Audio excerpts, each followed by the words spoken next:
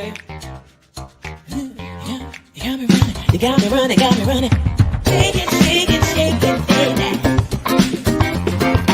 Raise your hands up. Raise them up.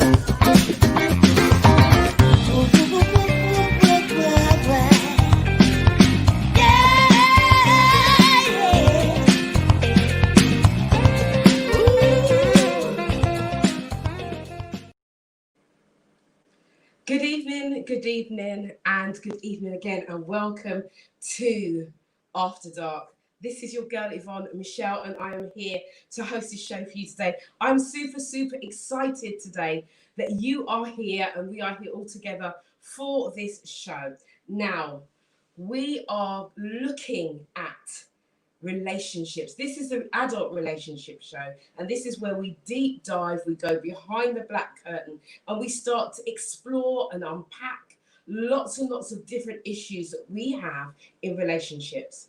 So, as you may or may not know, this show has been running for this is the 15th episode, and we also have a full panel. Now, normally we have a split panel between men and women. Sometimes we come together and sometimes we split us separately. Today, we are together and we are going to be discussing rejection. Yes, it is a very meaty subject, and this may go on for another week. We may not get it finished today, but we are looking at rejection in relationships. So I'm going to put these on so that I can see what I need to see. And I hope that you will see what you need to see. And do get involved. Those of you who are on Facebook, I want to welcome you this evening. Those of you who are on YouTube, I want to welcome you this evening. And those of you who are joining us from Media Live TV, welcome this evening. I do hope that you'll enjoy the show. Now, please remember to put your comments in the comment thread, and we will read them out as the show goes on. So, like I said, this is a big people thing. This is big people conversation tonight, and we're talking about rejections. But before we deep dive and go any further, I'd like to introduce tonight's panel. So, without further ado, I'm going to start with the ladies. We have Ruth Carter, the Liberty Coach. Hi, Ruth. How are you? Hey. Oh, okay. So you're sorry. We'll. Oh, there you go. If you talk, I think we can hear you. No, you've just muted yourself. Hey. There we go. Hey, that's it. Great stuff. Sorry. Good evening. Good evening. Thank you for being here this evening. We also have Lorraine Bailey. Lorraine Bailey is here. She's joining us. Hi. Lorraine. Hi, Lorraine. Hi, good evening, everyone.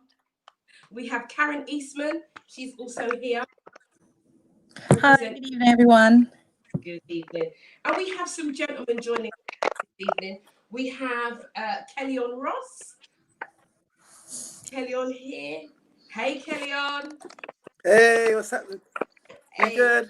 I'm good. Thank you very much. And we also have Mr. Tony Cox as well. Good evening, all. Good evening, Tony. Hello. Good to see you. And So, guys, we've been doing this for 15 weeks, so we know how this goes. So, we are talking about rejection. I do believe. Oh, sorry. Hello, we've got Theo Mandelson as well. Hi, Theo. Hello. Hi.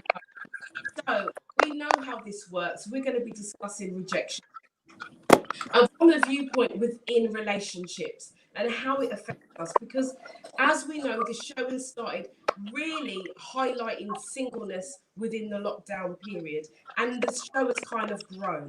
And so now we're looking at what are the causes of us not being in relationships, or how can we prepare ourselves better to be in fulfilling lifelong relationships.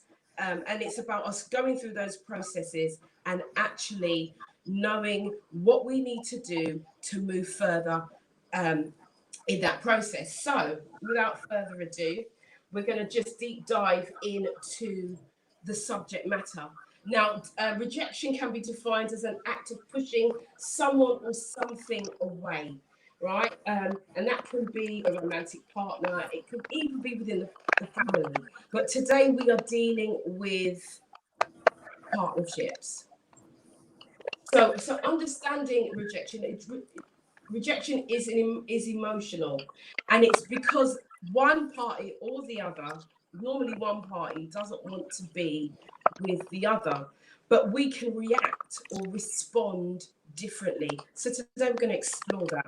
We're going to explore the differences between men and the differences between women, and this is to bring some understanding, that we have an understanding of each other so that we can grow. It's one of the things that we have identified in these sessions, is that men and women think completely different. Do you agree, panel, that we've discovered that? Yeah. Okay, so without further ado, but let's kick off. So I'm just going to open up the floor for whoever wants to jump in first and talk to us about their experience of rejection. So who wants to go first, or do I need to pick one? Should I pick one? Ruth, would you like to go first? You talking to me? Yeah. Yeah, okay, I'll start off. Evening, everyone. So I've experienced it on both counts, where I have rejected someone and I have been rejected. Got two experiences that I can share on for each of them.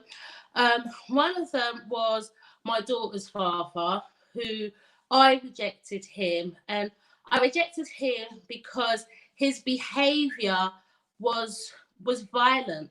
His behavior caused stress around, myself and around my daughter. So for me, I rejected him. He didn't like it, and it was returned with threats. I'm going to kill you, this, that, the other. Thank God I'm still here to tell the tale.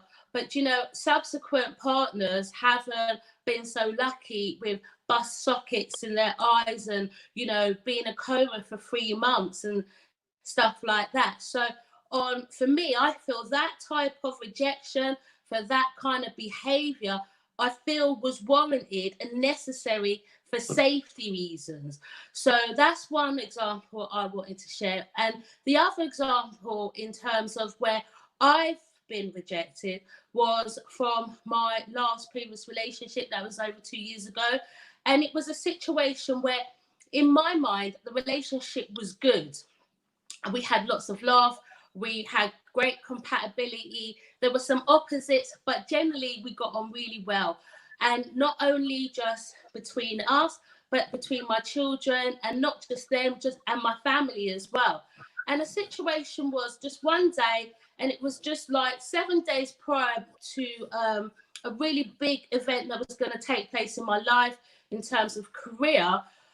He was here at my house, he was decorating, he was doing stuff, and normally in the evening time he'll go back to London, and he just kind of went down the stairs, said, I'm going now, and I was like, I'll see you out. By the time I got to the door, he was in the car driving off, but I didn't think nothing of it at the time. And then later on called just to see if he got home safe, nothing. And called the next day to see if he was all right, didn't hear nothing. And because I had something to focus on, I kind of didn't bother to call back. But my parents were over at the time and they were traveling back. And my dad was like, oh, I'd really like to see, so-and-so before return home. So I thought, all right, 6 weeks after that event. And bearing in mind, we've just been in a 3-year relationship. So there was no argument. There was nothing untoward, nothing that I could pinpoint to say that there was an issue or anything. So I made that call. I called him up because my dad wanted to see him to say goodbye. And he didn't even know it was me calling one. And he was saying, sorry, things had to end that way. And I just said, thanks for letting me know, because one, I didn't know if you could have died on the motorway. I don't know. I didn't know what had happened. But I just kind of thought, communication is really paramount, because communication is only good as the response you got. And because I got none, I was like, well, what am I you know, I'm not that kind of person to like, oh, you know, yeah, it was a great relationship, but I just thought, you don't respond to me once, you don't respond to me twice. When I do get through to you 6 weeks later, you're telling me about you're sorry how things had to end. All I can say at that point is thank you for letting me know. But it was at that point, that's when I felt the rejection. That's when I felt the hurt and all the feelings and all that kind of stuff, you know, took place. But you do get over stuff like that, regardless how good or how terrible a relationship is. You know, there are ways in which you can overcome those things. So before the lockdown, I was at that point where I'm ready to start dating again, kind of went on Hinge and went on a date. And then we had this pandemic. So it's kind of been a lockdown kind of dating situation, which I've kind of withdrawn from now because I'm focusing, as I generally do, on other things. So that's my, you know, 2 pence piece on rejection. Thank you, Ruth. Thank you very much for your openness and being so transparent about your journey. In terms of how you coped with that, your partner just kind of like not giving you any props and letting you know it was kind of like some time after. How did that affect you personally? Well, in the initial part, like prior to that couple of weeks, because at the time he was older than me, he was like 55 or, you know, past the mid-50s at that time. And prior to that situation happening, he wasn't well. He was overprescribed a particular medication, and he's suffered several strokes as a result of it.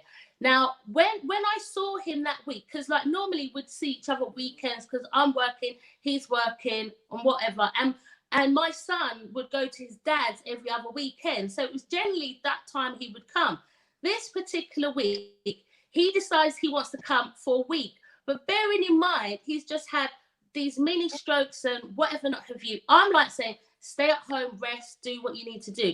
He didn't want to listen to me. I'm saying, don't take so many pain, you know, whatever it was he was taking. But he didn't want to hear what I was saying. So when he's telling me his symptoms, I'm like saying, I think you're having strokes, right? That was prior. So I had a concern naturally just about his health and well-being. And did he get home? But because like he didn't respond, I was kind of like, well, I don't know what to do with that.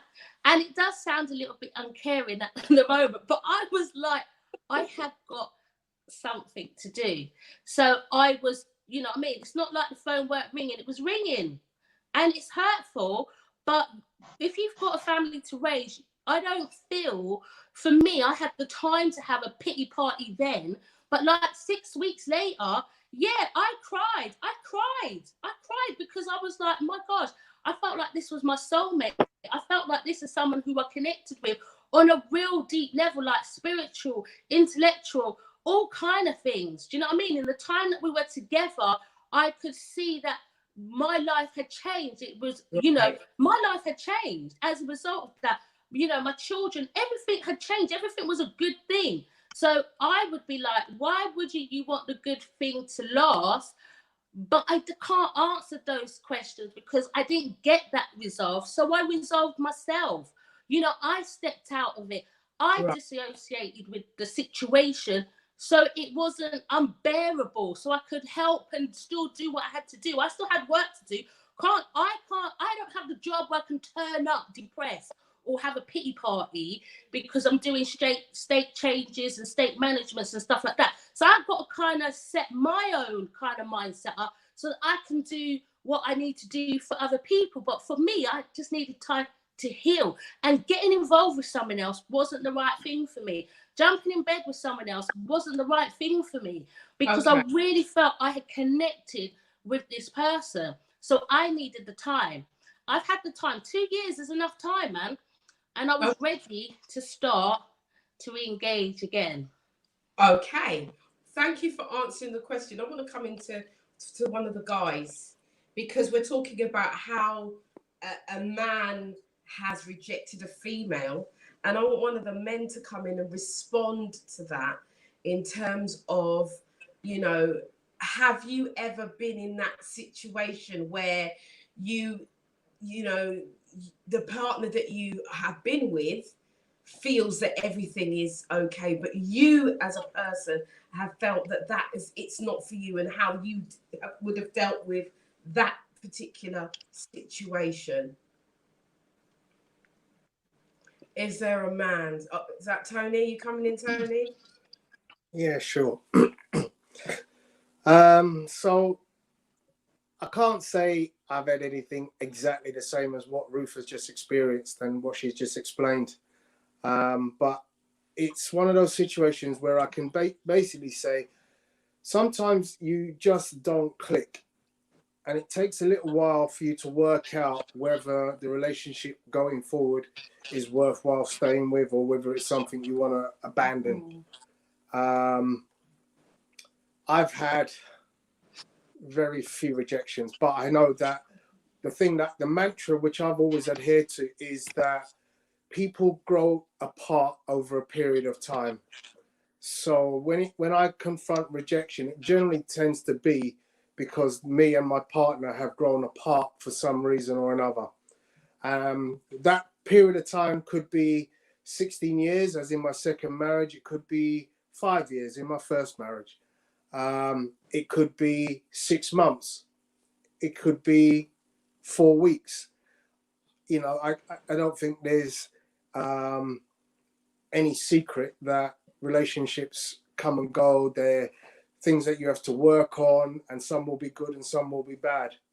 But I think one of the things that, you know, you kind of have to, you build into your emotional resilience over time, is that you build an immunity to hurt and pain through relationships. When you're in your 20s, you know, you get very easily hurt when it comes to relationships. When you get to your 30s and 40s, you become a little bit more attuned to disappointment. And then as you get even further, you know, I'm now in my 50s, you know, you kind of become almost impervious to pain. So it's a difficult situation, and I you know, I empathize with Ruth. I think it's one of those situations where you basically you have to assess every situation in terms of why did that happen, and was it because there was a difference in opinions on how the relationship was going to go forward. So you might think everything's rosy and that, you know, this is the best thing since sliced bread, but the other person is looking at it and thinking, I'm fighting really hard to keep this, but unfortunately it's not going the way I want it, and therefore I think I'm better off jumping out. And I think that's what's basically happened here, is that, you know, there's been a difference of viewpoint of what one partner sees to the other. Sometimes you get an extended period. So over 16 years with my second marriage, for instance, you know, I could see in the last 5 years differences occurring. And obviously we worked on these differences, and we talk about certain things, and we try to make compromises to make things easier for one another. But at some point in time, those differences become too much to manage, and then at that point you suddenly realize, well, one of the partners says, I've had enough. And normally, you know, the other partner says, well, it hasn't been rosy for a little while, and we've been growing apart, or there's things apart about us that are no longer in sync. Okay, so my thing is, you know, in terms of rejection, and how, because sometimes it's like one partner has no idea, and then that can sometimes lead to a feeling of bitterness, a feeling of, well, I don't understand why. And if a person, like in Ruth's case, has then turned around and said, well, or has said nothing at all, then how do you navigate your emotions around that? So I know that we as females, You know, don't shoot me down, ladies, but we are more emotionally attached sometimes, a lot of the times, than men are. And we find it sometimes more difficult to deal with those aspects if we're not able to talk things through. Now, I think rejection has got two kind of prongs to it. There's that rejection where you get to talk about it, but then there's also that rejection where you don't.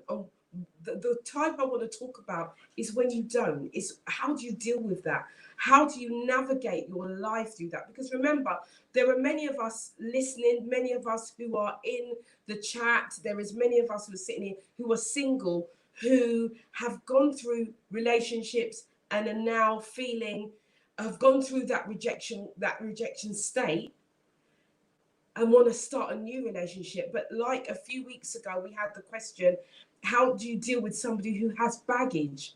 Now, rejection, we looked at a different kind of baggage. We looked at like if, you know, somebody been through abuse or something like that. But we didn't really go into or deep dive into rejection. And the rejection is huge and it's deep. It cuts deep. It cuts to the wounds deep. So I really want us to deep dive into that, because I know that there are people waiting to hear what they can do to navigate themselves in a better way of thinking and a better way of doing, so that they can come together and have a meaningful and lasting relationship. So I'm gonna ask Shalomi to come in, because we're gonna go women man, and then we'll all discuss a little bit. So Shalomi, come in. Good evening, Shalomi. Good evening, guys. Good evening, ladies. Yes, with rejection when it comes to relationship, I haven't had the pleasure to be rejected in a relationship, and I think I'm too old for that. But I guess rejection don't only come from relationship; it also comes from family, institution, many different ways. I've experienced institutional rejection and also family rejection. And rejection do hurt like nobody business. You just have to deal with it, face it, face up to it, and just accountability. What annoy me the most is people don't take accountability. They blame people, they blame things, and they can't blame themselves. Said this is why it happened, or not like that. And with family, you just want to belong. You want to belong to a set of people who don't want you, and you have to look into yourself and realize that you wanting to be a part of people that don't want to be a part of you is going to lead to rejection. You having big ideas going to lead to rejection. So you have to sometimes trying to belong. I realize you sometimes you just want to belong, and you want to be a part of people who don't want to be a part of you. You want to hold on to people who don't mind losing you. So for me, that kind of rejection, and I've come to the reality of like when it comes to people, don't attach yourself to people without knowing their intention. And sometimes the fault is not others, it's sometimes mine. So accountability when it comes to rejection. Relationship, I've just not had that opportunity to have a broken relationship. I did what I have to do, bam scrum, by next one, and that was my life for a while. Yeah, so I can't really talk about relationship like getting rejected from a man or me rejecting a man. I guess. So Shalomi, have you ever rejected a man rather than the other way round, rather than him rejecting you? I, Have you been the one to reject? I wouldn't say I've used a man. Is that rejection? Yes. Is that rejection? I give him something, he give me something, he wanted more, and we part ways, and he wanted more. But I just wanted, go on. Yeah, but you didn't want. So you were the one. He wanted more, and you didn't. So that is a form of rejecting somebody. Well, I did make it clear what I want. It's like you go to a shop to buy your goods, you exchange your cash, you get your goods, and you move on. You don't want to go and ask for something after you pay for what you get. So I look at it that way. So if that's rejection, well, I guess yes then. And people want you that you don't want them. Yes, they just automatically think because you're single, you want them. And they try and you said no. So is that rejection? Yes. Yes. Oh, You know, well, I've done that a couple of times because sometimes the men that are attractive to me is in the wrong body type. So I guess so. I guess I have it. so the men are in the wrong body type. I love it. I love it. I absolutely love it. You're so authentically real. I just love it. I've got a comment here from Alison. She says, I think sometimes people live in denial, especially when in a long-term relationship. Time has been invested and they live in the hope that things will get better and they are just going through a rough patch. Well, yeah, sometimes, but I think you have to be. I think now where we are at in our lives, we have to be open and honest and real with ourselves. As Shalomi said, you know, sometimes we have to take responsibility for how things end up, and because a lot of the time, as human beings, human nature, we look outside of ourselves. So we're looking outside of ourselves and we're pointing the finger outside rather than looking at what's going on in the inside of us. So that's something, it's a note to self to always self-evaluate, you know, even within the relationship. Is it working?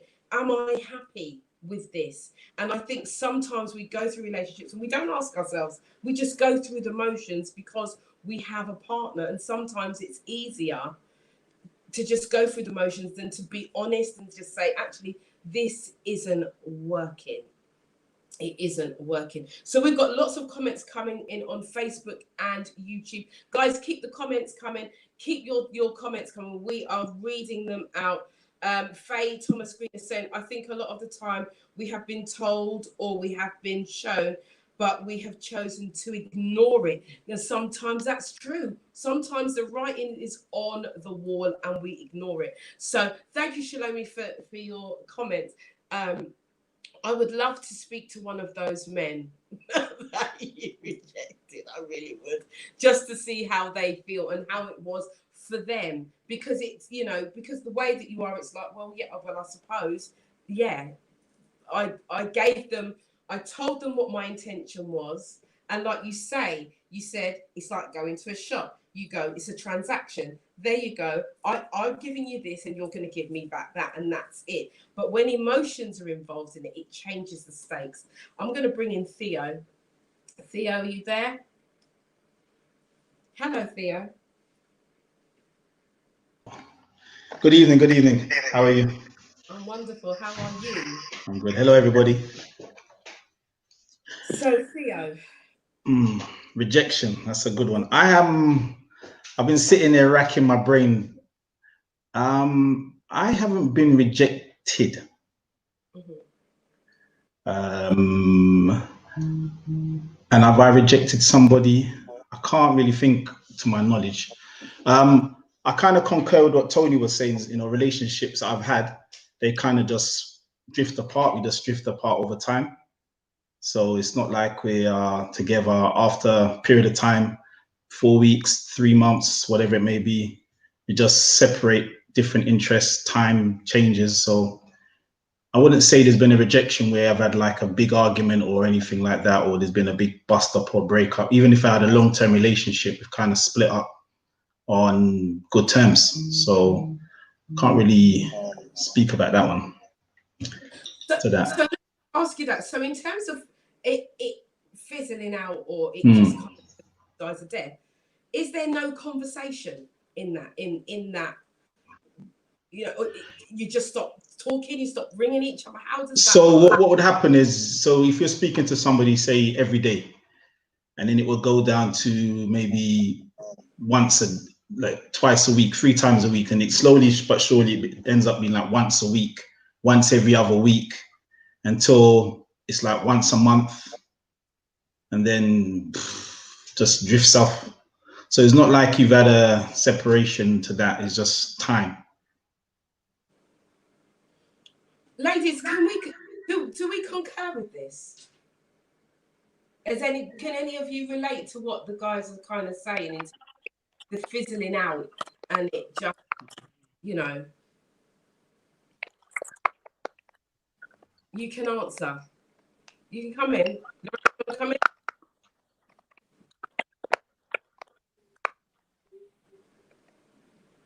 I can't hear very well. I can hear you. Neither can I. Right, so you can't hear me, or you can't hear what you're. You're very distorted. Okay. Okay. Well, did you hear the question?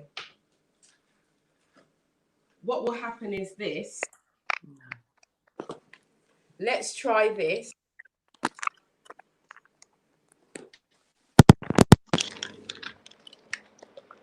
Can you hear me now? Does that make a difference? Is that better? Perfect. Okay. Perfect. All right. Yes. So my question is, can any of you concur with what the guys are saying? I'm going to bring Kelly on in after Lorraine, but I want to know, in terms of, you know, we're talking about being in a relationship, things are working, then it kind of slows down, and then it just fizzles out. Because to me, as a female, I would have an issue with that. I'd want a conversation about that. I'm just wondering if the ladies here or any of the ladies on the Facebook or YouTube can concur with the men that it's okay. You know, it's just one of those things. Can you hear me? Yeah. So Tony's saying yeah. So no one has a comment. Yeah, Karen, do you want to come in? Or Kelly? Hi, I'll come in. I'll come in. So I've got an experience of in my marriage where, yes, there was a fizzling out, and you know, quite a long time before it actually ended. I could say, yeah, we're not getting on, we're not suited. This is not what I want to do with my life. So at the end of that, it was kind of okay. Us actually breaking up. My divorce I didn't feel any animosity towards him. I didn't feel love and I didn't feel hate. I was just like, you know, whatever. Mm-hmm. And our divorce it's in itself was quite, you know, straightforward. We never went to court or anything. There's no fighting over the kids. Everything kind of went fine with that, because in my mind I was done, and I'm very communicative, and if I'm done, you're gonna know I done, because there's no, you know, hiding, you know, trying to make everything good when it's not. But my latest relationship, which is now crashed and burned, that was a really weird one for me, because it was like 23 months of everything being absolutely fine. Well, not absolutely, you have your little things here and there, but really nothing big. And then all of a sudden, nothing. And I don't understand that about men, because I've been talking to my girlfriends and they've been saying that's what men are like. They just have to sometimes just cut off and run. They don't even know why they're running, but they're just running. And then what inevitably happens is 6 months down the line, they just come back dragging their tail. And what are you supposed to do then? Because for me, it's like it's over. There's going to be no going back. But I just know for a fact you're going to come back because you didn't deal with this in an adult way. And I don't know what it is apparently with guys, but they just can't seem to sit down and have conversations. Because I think with women, you know, we've got our lists and we also have things that we need to talk out. And I just think guys they just can't do that. And yeah, that's what helps to build baggage for me, because then going forward, when they say to me that they're communicative or they, you know, I'm always everything is kind of like sullied going forward. I would think I can't just think straight that when somebody says something, it's actually what they mean. With me, I say what I mean. There's no gray areas. I act like I mean. So I would like, you know, guys to be more like that. But I don't know. Is it really something that's so impossible for guys to do? I don't know. What are you saying, Kels? Is it impossible? You guys can't just talk it out. Because now I'm all about that's to talk happened to you. is I've had to I'm deal about with to talk to you. rejection. And my heart's Would you like me beating. to My heart is broken, Would Kel. you like me to answer the question? Would you like me to answer the question? Yeah. Answer it. Right. So you're asking me to talk, yet I can't talk because you're talking away. That's the Just problem talk as well, isn't then. it? Talk now. Oh, this is when it now ton up, yeah? All right, basically it's this, right? Everyone's different, yeah? We're individuals. If you're going to put yourself in a commitment, then you should kind of know if you're going to be able to talk with this person for the next 20, 30, 40, 50 years. Okay? So to just go into a relationship in itself, you have to check these things out. So, I mean, obviously, this subject is about rejection, yeah? But what I'm hearing also is going into something and not really knowing what you've got yourself into until maybe about almost 2 years later. Okay, so yes, some men do talk, some men don't talk. Some women do talk, some women don't talk. Okay, you got to find that person that's going to talk with you for the next how many years. You can't put all men under one umbrella. It doesn't work like that. So you're going to have to find that person that's going to be with you for the next how many years. That's the first thing. But go on, Karen, say something. Let's talk. Did you Come, not hear because you what I want to said? talk. Communication wasn't a problem. We talked all the time. What I'm saying is we talked all the time. It's Yeah. not that was the point. The point is at the point of the rejection, then it's like Yeah. nothing. That's what I'm saying. I'm not Right, saying okay. that I would give somebody that can talk for 3 months. Okay, Come on.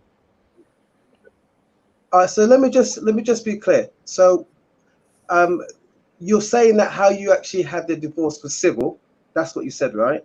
Yes. But who's the one that first said, you know what, I don't think this is working? I was talking about 2 different relationships. So let's just talk about one of them. Okay. Yeah, just so that I'm just on track, because we don't want to lose time here. Who was the person that said, I don't think this is working? Are you talking about the last relationship where I feel as if I had a real rejection? Then obviously it's him, because I'm the one that's in the rejection. Right. So was it you that decided to walk away, or was it him? Him. He decided that? Yes. Without a conversation. Okay. When I speak to my girlfriends, they're the one that's saying to me, that's what guys do. So that's why I'm like, necessarily, but so basically, what say all men, but it does happen. Right. So basically, what I think Karen is saying is that it seems to be with women, when women are talking, there seems to be a common thread that this is something that guys generally do, not to put everybody in the same basket. Never. And generalizing, and we don't want to get into the generalizing thing, but what she's saying is in her experience and talking to her girlfriends, that this is something that happens at the end of a relationship, right? So in the relationship, let me talk about my marriage then. Yeah, go on. Let me talk about my marriage then, so that we can get straight to the point. Okay, right? It didn't work out. Okay, I wanted to talk, but she didn't want to talk. Okay. And still up to now, some things that have happened. I'm talking like 12 years ago now. There's some things that I feel that should have been talked about. We should have resolved, but she didn't want to resolve it. So okay. I'm now in your shoes now, Karen, where I actually want to sort.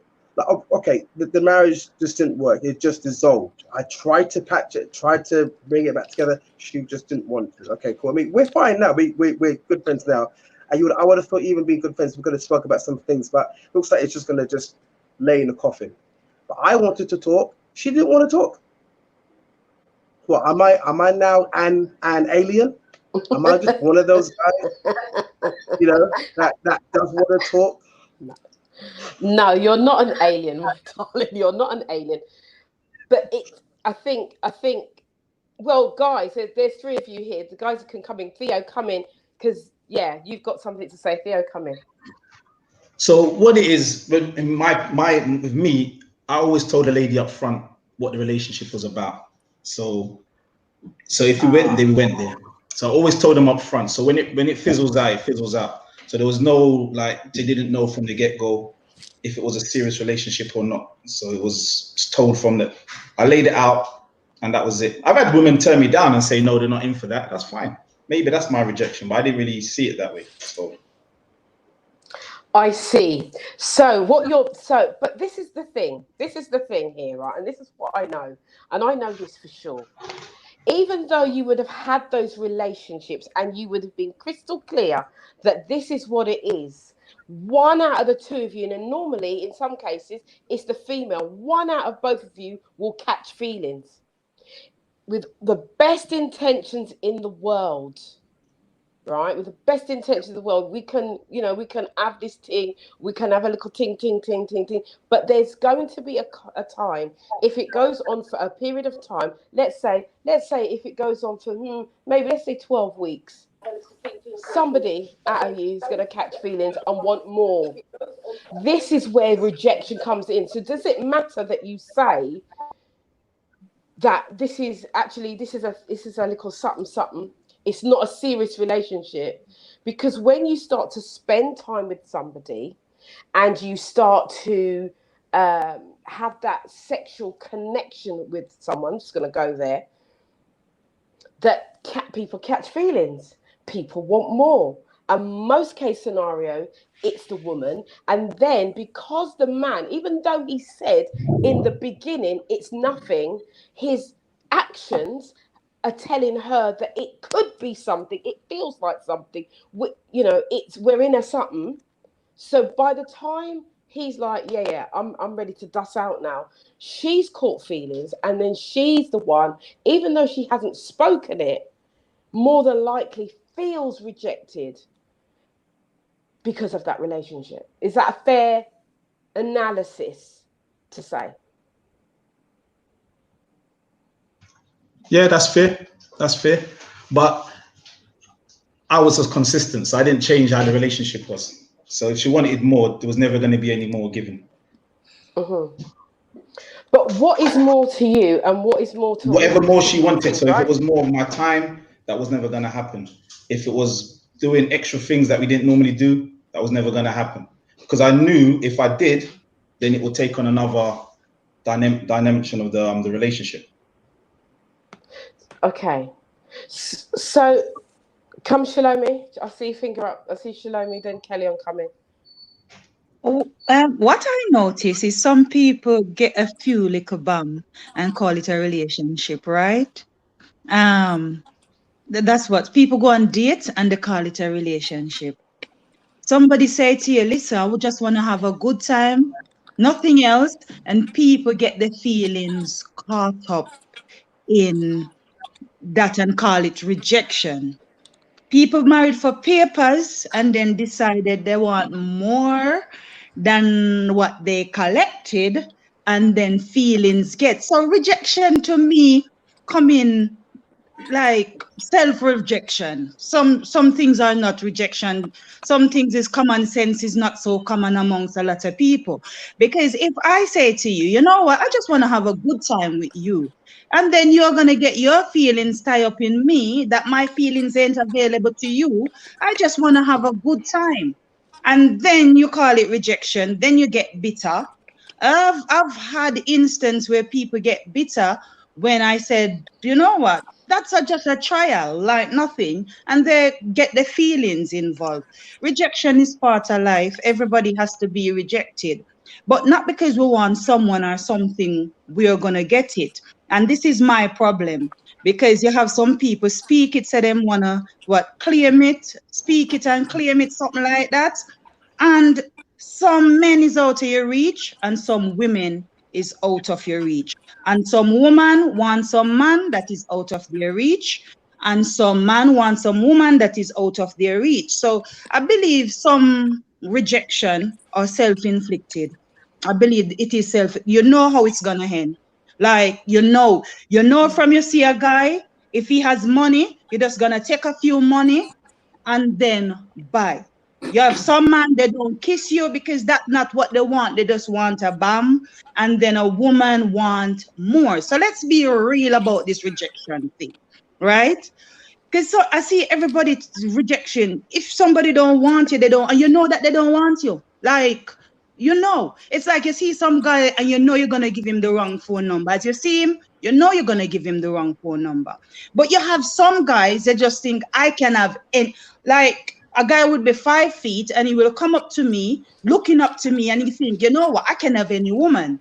And then I say to him, listen, I want no guy that I look down to. I want to be able to look up to my man. You disrespect me, right? Because in your head, you think you could have almost a 6 feet, even though you're 5 feet. Some woman sleep with a man, and he said, well, your penis ain't big enough. They think it's rejection. Yeah? Like, to me, it is what it is. I don't even want to be rude. I want to be nice. But let's be honest. Yeah? I can want a guy on this panel, but he doesn't want me. Like, and if he said to me, my girl, you're all right, but me no want you. Yes, I would have take a one bang, but me no want you. And I decide to give him the one bang and then gonna cause problem on the internet and make him life a living hell. Yeah? So enough of these black women, they are hungry because it was meant to be a half night stand. You weren't meant to sleep till the morning, and somehow morning catch you and you wanted more. Yeah, and I see that with a lot of women, right? We are hungry because we agree for one little time and we want more than one time. Yeah? And women, we black women have this attitude. I'm a woman, right? But we have this attitude, right? And you hear that the man married, you want to go after him. You hear that he's gone through a phase of breakup, you want the man. What's going to happen? You weren't rejected. Common sense is not so common amongst a lot of black women. And then the black man said they want a white woman because they're more calm. Because we're hungry. Come, we will mash thing, we will bash thing, we will break a car that have 5 years to pay off for. Yeah. So we have attitude and we need to address our attitude and be honest. Be honest. If a man disrespect another woman, you ain't gonna change him. He's gonna disrespect you. Yeah. If he's not minding his children, he's not a good man. Good owl cannot owl no man. Baby cannot owl no man. But we have this attitude. Oh, my belly flat and your belly bang. So the man want me, because me have a nice shape. Right? So we black women, we talk about black, we have this issue. Yeah, we're thinking because we look better, we are better than the other woman, we're gonna change a player. We can't even change a player. We have to change the game. Yeah. So this rejection thing, we reject ourselves. Yeah. We reject ourselves by not accepting the truth and that we do let some man use we. Yeah. We do it. Let's be honest. We sleep here, we sleep there, and we emotion. It was meant to be a one night stand. And we're crying. We end up crying. So is that a true reflection of the conversation? So on a one night stand, is that the conversation that you're having before the stand or the half night stand happens? Shalomi, you got some. If you give him on the first night, come on, what conversation could have held? Like, you give it up on the first night. So come on now, what you want? Like, what could you? Like, you give it up on the first time you see the guy. So how could you be rejected? Well, listen. Well, that's a one night stand. That's a one night stand. So yeah, in that respect, I suppose it would be right. I just want to read out some of the comments that are coming in. Andrea Maxwell saying women need to be real and honest about what they want, as well as the man telling them what he wants. Just Debbie said, I'm sorry, but you cannot blanket statement all black women. That might be what you think, but you don't represent all black women. Okay, so Just Debbie, we want to hear more from you. I'm sorry, but all of that is pure and utter horseshit, excuse my language. So we're going to allow you to come back in, Chinami, but I'm going to bring in Lorraine and then Kelly on. Lorraine, can you come in? Hi. I wanted to say that when I was younger, I realised that I was actually quite cold when it comes to rejection, because if I didn't want to be with you, I'm still actually quite a very matter-of-fact person, and I'm trying to work on it. It was actually brought up to my attention again today. But if I didn't want to be with you, I just told you. You would have had a warning, like things ain't working out, you're not doing this, or I'm not feeling that. You'd get a warning, and if nothing changed, I'd just be like, I don't want to be with you. Sorry, that's it. I'm done. I'm walking away. And no matter how much you beg or whatever, that just made it worse. That just made me not want to be with you even more, and I was quite cold until it happened to me. It's the one and only time I've ever been rejected, and I was devastated. I was like, I can't believe someone's done that to me. But yeah, I've done it just easy, just like that. And it made me realize how cold and horrible I actually was. But now that I'm older, I've come to a place where I don't think I even recognize rejection all the time, because just before the pandemic, the lockdown, I started talking to somebody. I met someone out, and then the lockdown happened and we started talking to each other through messaging and phone calls. And one day it just stopped. And when one of my friends said to me, oh, yeah, when was the last time you spoke to that guy? Have you heard from him? And I said, oh, do you know what? I haven't spoken to him for about 2 weeks. And she said, oh, he's ghosted you. You've been rejected. And I said, oh, have I been rejected? And she was like, yeah, like, how do you feel? And I thought, oh, I didn't notice. Like, he just don't like me. If you don't like me, you don't like me in that way. And I didn't think nothing of it. But I've learned from being rejected myself that if I did need to reject someone, I think I would do it in a much nicer manner than I did when I was younger, because it's hurtful. So lessons were learned. I'm glad you said that, Lorraine. I'm glad that you brought that up. I know Kelly on wanted to come in, then I'm going to bring Tony in because I see Tony's finger up. Kelly on, come in. What's your response? I can equate to what Lorraine just said just now. I'm used to women that if they don't want to have a relationship with me, sorry, or they just don't think it's going to work, they just cut off. Like, cut. Done. Okay? And as the guy, because I do believe that men are built in that sense for rejection, because it's part of the hunt. It's like watching David Attenborough and seeing the animals, especially lions, go out to hunt, and it's only maybe 1 or 2 out of 10 times actually catch their prey. Okay, that's men. Yeah, we're on the hunt, and it's like, okay, that didn't work. Next. Okay, so from what I understand about men, Theo, and yeah, I can see Prinod just said, and also Tony, not everyone's going to say yes. So we're used to moving on. Whereas for women, as I understand it, not used to rejection in that sense, because as far as they're concerned, they're the best thing since sliced bread.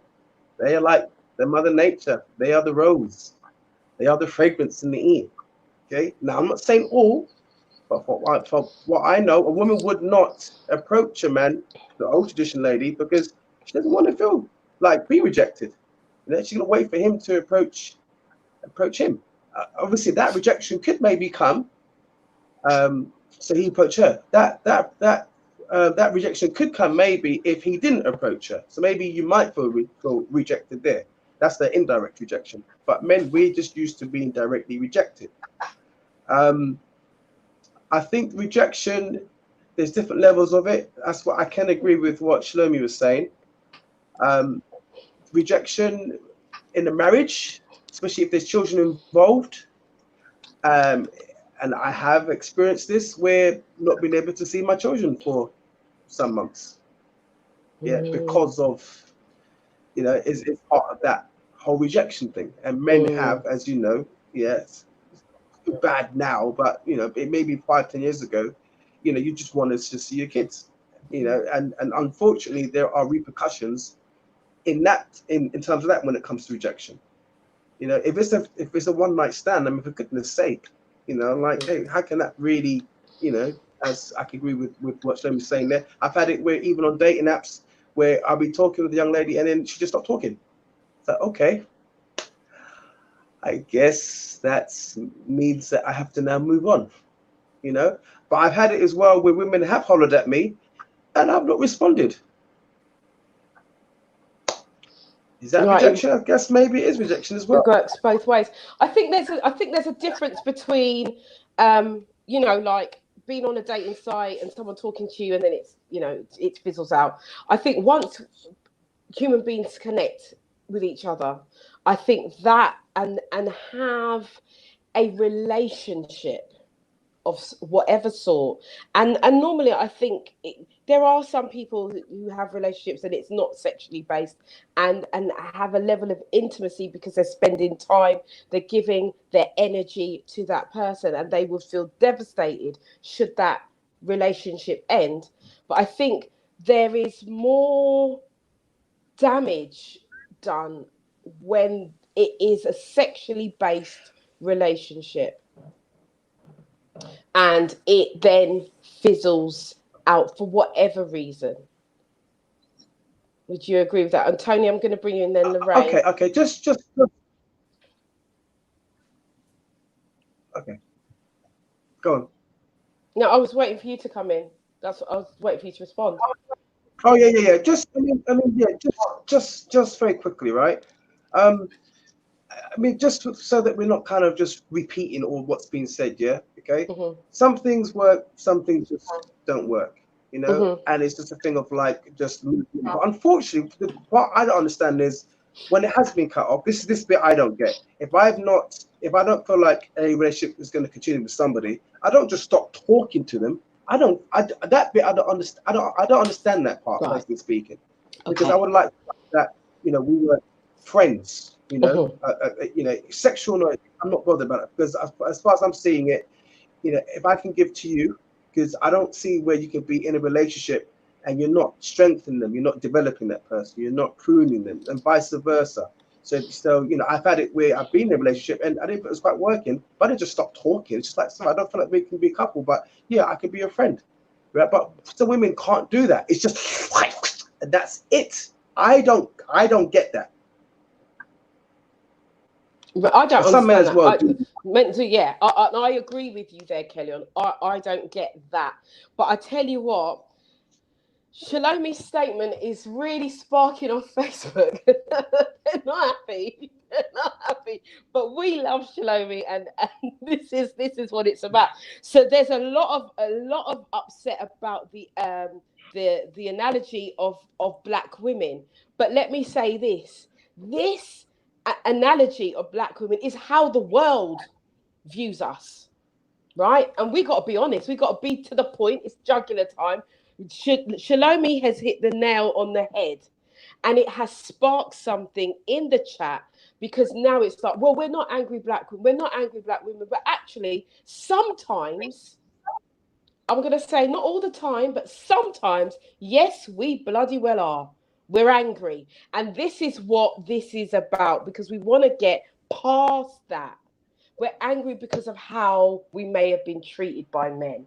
We're angry because of, but Shalomi has put a good fact in. Sometimes, as Theo said, in relationships that he's had, he's made it clear from day one what it was. Yeah? Just a quick thing. I've got Kim has said here, Kim Samsam said, also men are programmed to logically seek sex, whereas women are programmed to have a relationship. Men are not logically, that I think that use of word there, I don't think it's correct. We're driven. We say Yeah. we are driven. Yeah, we are sexual beings. Women are sexual beings too. Yeah, let's not get that twisted. Right? If we're talking about the order of things, yeah, okay, we can say men work outside in, so we look on the outside, and then the inside. Women work inside out. Yeah, we can, you know. But when a woman's ready to get her rocks off, the man best be ready. Right? Okay. So I don't think it's a logical thing. But yes, men are driven. We do want relationships as well. Don't think that we don't. Okay. And some of us do have sisters, and we have mothers. Yeah, You know. So absolutely. Thank you for bringing that up, Kelly. It's true. It's true. It's true. But I do. I want to bring Tony because Tony had his hand up, and I want to be fair to everybody, so everybody gets a say when you put your finger up. So, Tony, what was the comment that you wanted to make? Okay, so there's so much to unpack here. I mean, obviously, a lot of people are weighing in on different aspects of the conversation. It's very difficult at times to keep a track of exactly who to address and what point to address. But relationships can be akin to a job interview or a job that you're going to go into.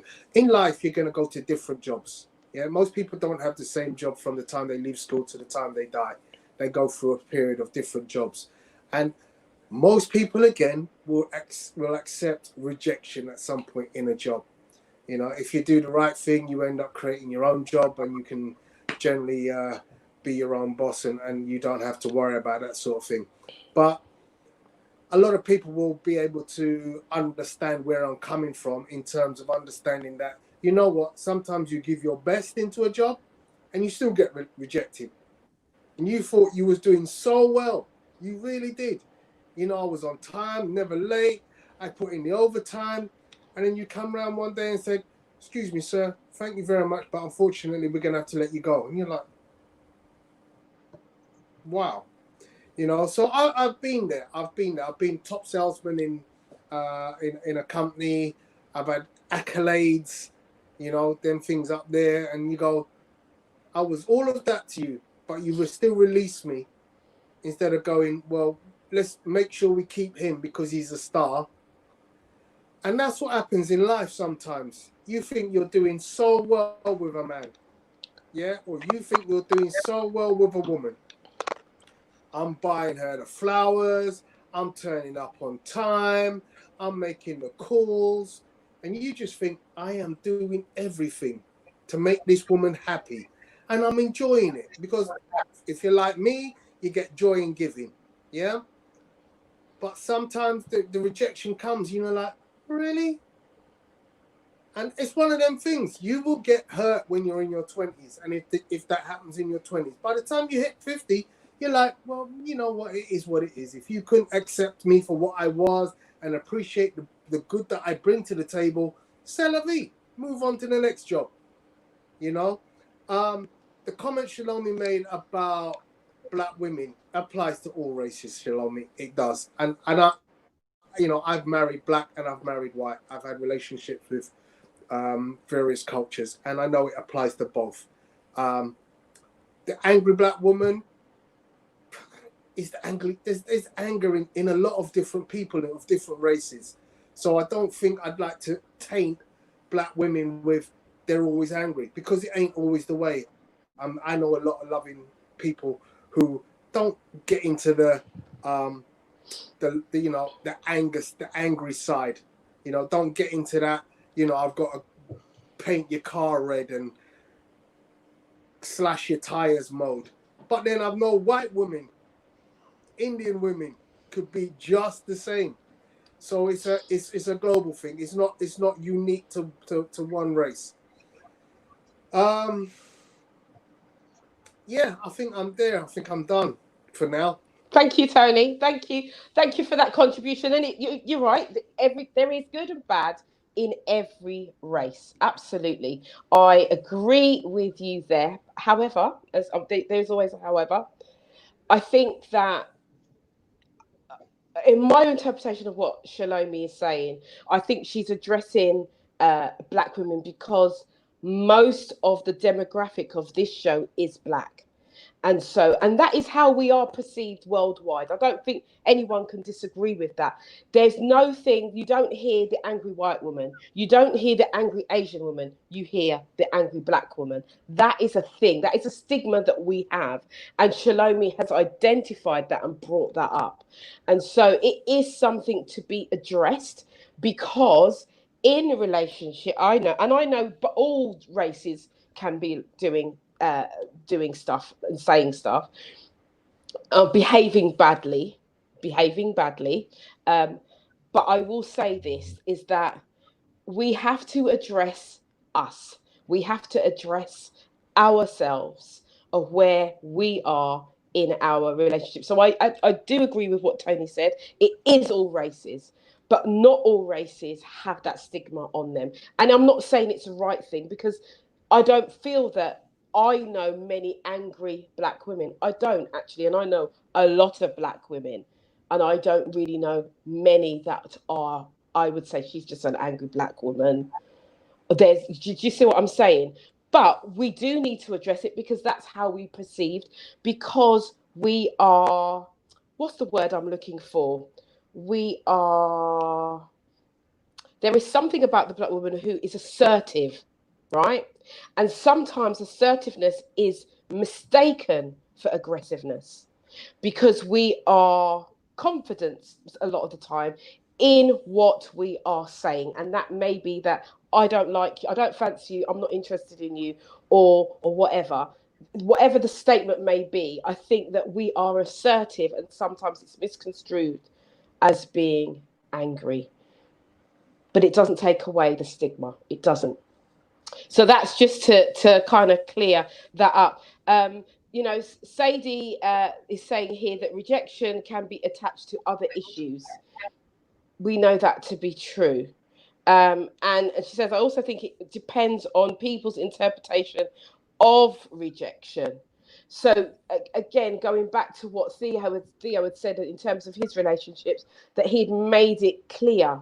So as far as he's concerned, as he had said, he don't feel like he's hurt anybody, or anybody should feel rejected, because he made it clear all the way through that relationship. But we know that doesn't necessarily pan out to be that way. I'm going to bring in, I see like Ruth and Karen. I want to get some more input from you, because I'm going to start with Ruth, because Ruth was the one who initially started off this conversation and was saying about her experience of her partner, as it was a loving relationship. It was going somewhere, and it was a shock. She didn't realize until 6 weeks after, and it had been a period of a relationship over 2 years. And so, or it might have been longer actually, I don't know. But in terms of hearing this conversation, what thoughts come to you, Ruth?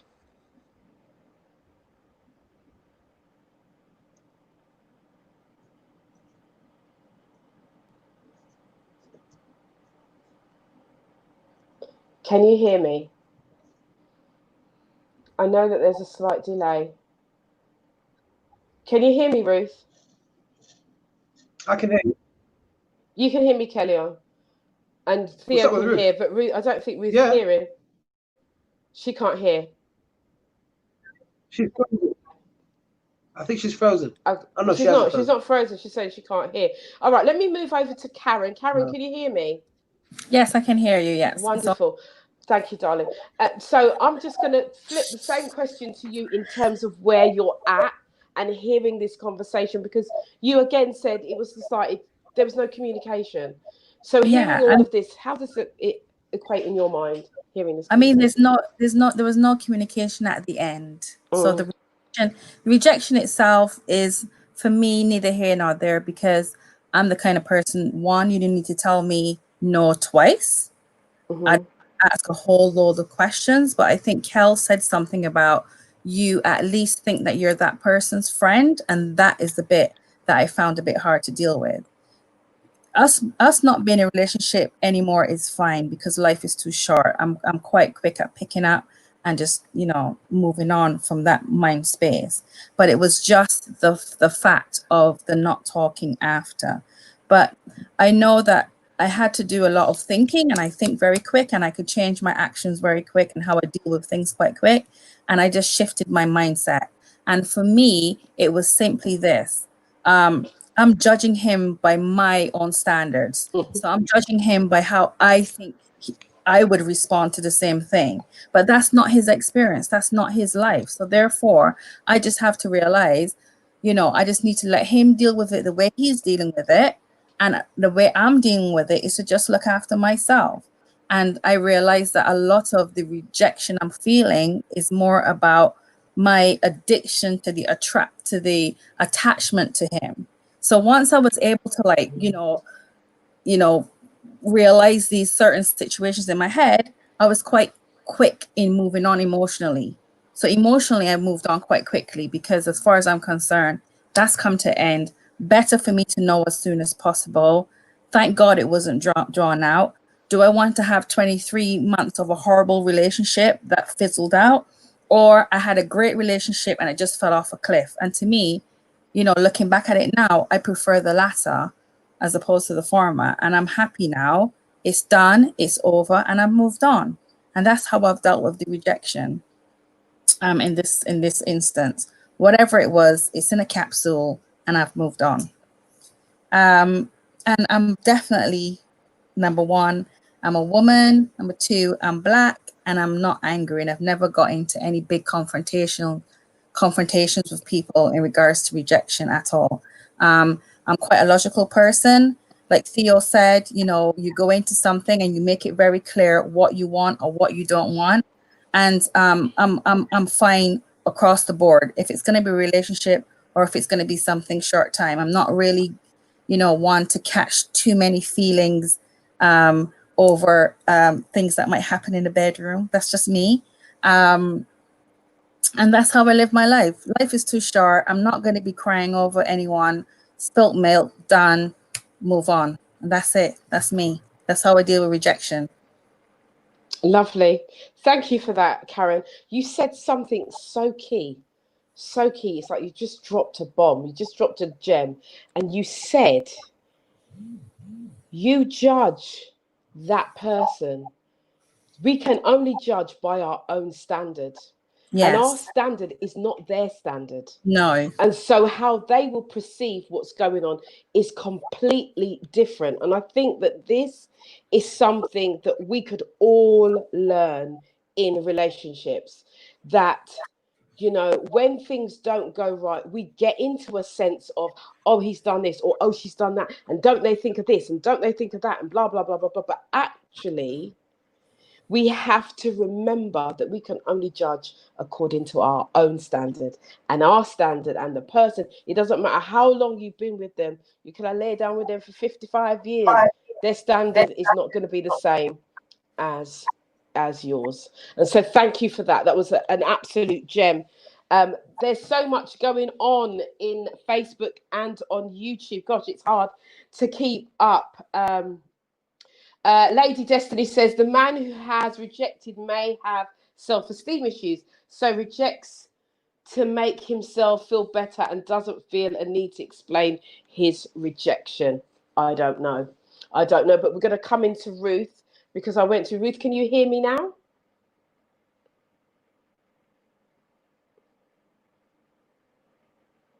Can you hear me, Ruth? I don't think Ruth can hear. No. Okay, so right, so we've got some more comments in the thread. We've got lots of people watching. Right, a lot of people agreeing with what Tony said.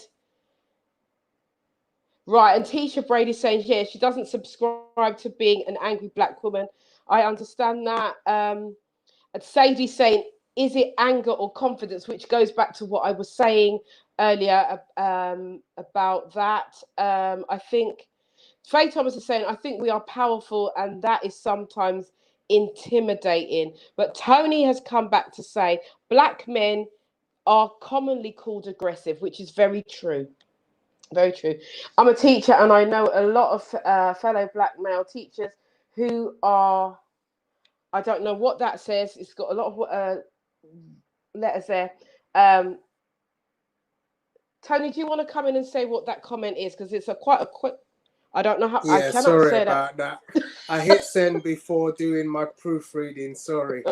So yeah, I work. I'm a part of a network of black teachers, and we do conversate with one another, and we often talk about this issue of being seen as aggressive or angry with our white counterparts, especially in our work environments.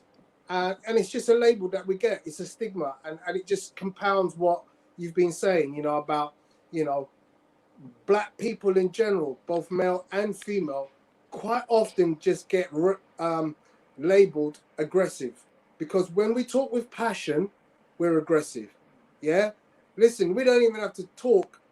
We could just be holding a camera, and a white person's gonna go, you know what, he's attacking me. Because we all see the Karens, yeah? Sorry, Karen, but we all see the Karens recently, and I see them every day now for some mad reason. Black man walking down the road, some white woman doesn't like the way he's walking, so she's gonna ring the police and weaponize his blackness, and we all know what goes on from there on. So yeah, you know what? It is what it is. We as a race are quite often denigrated to being aggressive. Thank you, Tony. Thank you for just because I wanted to get that point across because it came up in there. So, and it was something what Shalomi said. Shalomi, come in because I can see you've got your hand up. Yeah, come in. You've got to unmute yourself. Unmute yourself. Yeah. If we're having a conversation about black women, we're talking about black women. If we're talking about angry woman and you're not an angry woman, it's okay for you not to defend yourself. What people don't understand, if you don't eat pork and pork is served to you, don't yam it. You just don't yam pork. You understand? This is how life is. Sometimes we take on things that don't even apply to us. On a hold, you understand? Not every black woman gonna be the same. Not every black man gonna be the same. As I said, common sense isn't so common, because I notice in every conversation, people have to really fine line and print out everything. Not everybody the same. We are all individual based on our culture, our religion, our faith. People are different and have different views. Talking to men recently, I realized that most men feel rejected. Most men, because I haven't talked to all men, they feel rejected. One of the things I've noticed is that women, they always want presents, they want to be remembered. And like myself, I'm just one of those women, one of those black women, black Jamaican woman, who think that my man should look good and I should look after my man and I should buy things for my man. And many Jamaican women would say, you are idiot. You understand? So in every culture, you're going to have that different one. Man, what I realized from speaking to man, they need, like on the birthday, not to get sex, like to be taken away, probably on a nice little holiday, to be treated nice sometimes. You understand? So rejection comes in many forms, because in most cases, not all cases, women think that only their feelings matter. You understand? Only their birthday matter. Only what they're going through matter. Not realizing that men do. It was weird at first when a man said, you never remember my birthday. I actually call him a sissy. And then I realized, because how I was grown up is like man to be strong. That is as a Jamaican culture. Man, if they do certain things, you're a sissy. You understand? You want present, you're a sissy. You understand? So when you grow up in a culture, so coming now and seeing man, oh, you never remember my birthday. And I'm like, your birthday? Oh, I was sick and you didn't call me. And I was like, there goes another crying baby. So we have to learn and we have to adapt that men want their foot massage. The first time a guy tell me massage him back, I was like what is? You understand? So I have learned and I've grown that yes, them want get a little bag, and when them looking there want sexy underpants in there. You remember them. You understand? So as I said, man have feelings too. They do, even though they the first time I saw a man cry, I couldn't stop laughing. He was upset. I'm thinking, yeah. So it's about learning, adapting. When I say black woman, I'm black woman, not all black woman. Not all black women even talk to black man, right? So yes, we always think about us when it comes to our feelings, and that's where rejection, I believe, come in lots of time. And for me, buying stuff for man now, I've been called an idiot by my own kind because we're not used to treating man. We're used to taking things, right? So we have to learn, not all Jamaicans are taker. Most of us is a taker. Not all black women are angry. Most of us will, like me, they would think I'm hungry. I'm one of the most lovingest, calmest person when you peel those skin and get under them, baby. You understand? But to get to to get to where I'm vulnerable, you have to go deep. I'm gonna put up this front, but it's just a front. You understand? It's protecting me. But I'm generally a nice person, right? I think. But as I said, rejection comes in many forms, and man wanna be loved too. Black man matters. Is that a slogan? Black man feelings. Black man feelings. I think you've Black just man made a slogan, Shalomi. Black man matters. Black man feelings matters, Okay. right? And Theo's if a loving it. man wanna talk and hear, they wanna know that, you know what, it's anniversary and it's not them doing it, right? The woman, you understand, planned something and said, you know, I'm gonna surprise you. Because sometimes they don't want to talk about the feeling because women call them sissy and let them look weak and soft. So rejection come through many forms that they don't want to ask, and if they ask the wrong Jamaican woman, they're gonna call you a sissy, right? So I'm saying Jamaican because I'm Jamaican, right? I can't talk for nobody else.